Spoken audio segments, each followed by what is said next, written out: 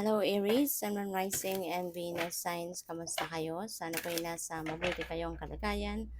Welcome back po sa Star Tarot at kung bago kayo rito, welcome din po kayo. Please subscribe, like, share my videos, and leave me a comment kung nakaresonate po kayo. Thank you. So, first card ni Aries, we have Be Assertive, Aries. Baka ito yung kailangan ninyo sa ngayon. Nagisingin ninyo ngayon yung pagiging assertive ninyo, pagiging confident para nang sa gayon magawa na ninyo yung mga bagay no, na kailangan ninyong magawa, the steps that necessary para na mapagtagumpayan mo yung mga goals ninyo, kung ano man itong mga hinahangad ninyo, diba? Kasi sayang, baka nandiyan na yung mga opportunity, nandiyan na yung mga iba't ibang posibilidad na maaaring makakatulong sa iyo para ma mapagtagumpayan mo na kung ano man itong mga ano ninyo, mga hinahangad ninyo, 'di ba? So, we have asked for help from others kung sa tingin ninyo siguro kailangan ninyo ng tulong, kailangan ninyo ng suporta from other people, then ask for help from others. Huwag kayong magdalawang isip na humingi ng tulong, huwag kayong mahiya, 'di ba? Huwag kayong matakot kasi lahat tayo, no? Lahat tayo mangangailangan ng tulong at some point sa buhay natin. Kaya huwag kayong mag-alala at huwag kayong mahiya kasi every one of us no is entitled to ask for help. Okay? Kaya yun, for sure there will be people no that will be willing to help you uh, sa paligid ninyo. You just need to approach them. Okay? So we have Ask Your Angels, Aries.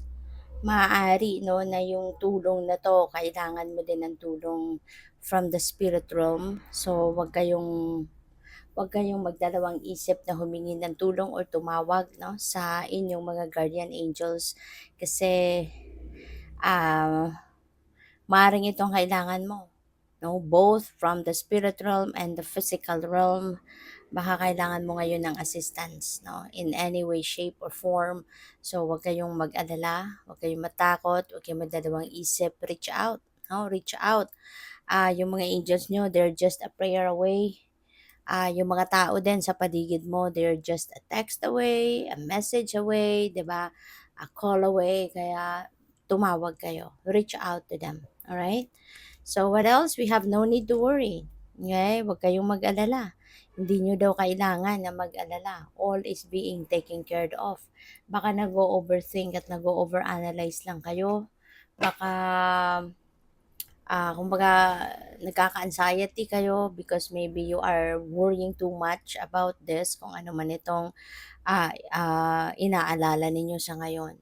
But yan, no? Parang may guarantee sa inyo ang divine na no need to worry kasi everything is under control. Okay? So, tingnan natin ano pa. By the way, maraming salamat for subscribing. And if you haven't subscribed yet, subscribe na kayo. And also, maraming salamat din for not skipping the ads. Malaking bagay po yun sa akin. And also, please click the join button sa baba ng video kung gusto po ninyo na mag-join kayo sa membership. Salamat. So, we have Listen Deeply. Ayan, listen deeply, makinig kayo. Okay? Lalong-lalo na sa ngayon, ano, na maaring may mga gabay talaga, may guidance, baka mayroong mga intuitive messages talaga na pinapadala sa inyo ang divine to guide you, no, on how you're going to navigate your life sa ngayon. So, makinig kayo. Pakinggan ninyo yung inyong intuition, pakinggan ninyo yung binubulong ng soul ninyo. Okay? Kasi nandiyan na, may gabay sa inyo. Alright? Para hindi na kayo mag-worry, hindi na kayo ma-stress. So, pakinggan ninyo kung ano yung mensahe para sa inyo ng Divine Universe kasi yun ang makakatulong sa iyo na gumaan ang inyong pakiramdam. We have learning experience, maaaring kung ano man itong nararanasan ninyo sa ngayon na pwedeng difficulty, you are for sure going to learn something from it. Okay? This is another learning experience for you. Maraming lessons or maraming wisdom din dito ang mapupulot ninyo at this time. Kaya yun, pay attention to that as well, 'no, ma sa mga lessons na makukuha ninyo, sa ngayon. Kasi yung mga ganyang ganap, nakakatulong din 'yan, makakatulong 'yan para, umusad kayo, 'no, sa buhay, mag-progress kayo, yung gano'n. So, what else? We have harmony and resolution. So, magkakaroon na din dito ng harmony, 'no, doon sa kung kunyari meron kayong mga hindi pagkakaintindihan with another person, baka merong pag-aaway, merong hindi na pagkakasunduan in the past. So ngayon maaring you are coming up with a peaceful resolution, kayo'y magkakaayos na, kayo'y magkakabati na. So and also you will start to have that harmonious relationship between each other, no? So, which is good kasi magkakaroon na kayo ng ng magandang samahan muli, no? Kumbaga makakapagsimula kayo ng panibagong chapter sa kung anumang klaseng relationship ang meron kayo na nagkaroon ng problema. Ngayon, you will be starting more peaceful and harmonious relationship. So, what else? We have surrender. Ayan. So, maaari na ito yung kailangan mo ng gawin sa ngayon. Kaya wala ka naman dapat na ipag-alala, no need to worry, and just surrender. No? Kasi kapag nagsusurrender ka, kapag mag-surrender ka sa natural ebb and flow of life, when you are surrendering everything to God, talaga mawawala yung worry mo.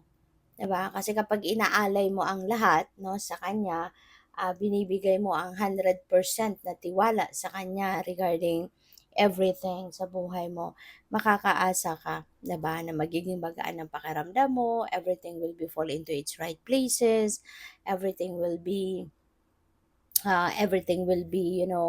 ano, uh, will be in smooth sailing, yung mga gano'n. Kasi inaalay mo, binibigay mo sa kanya, siya ng bahala 'no, sa'yo.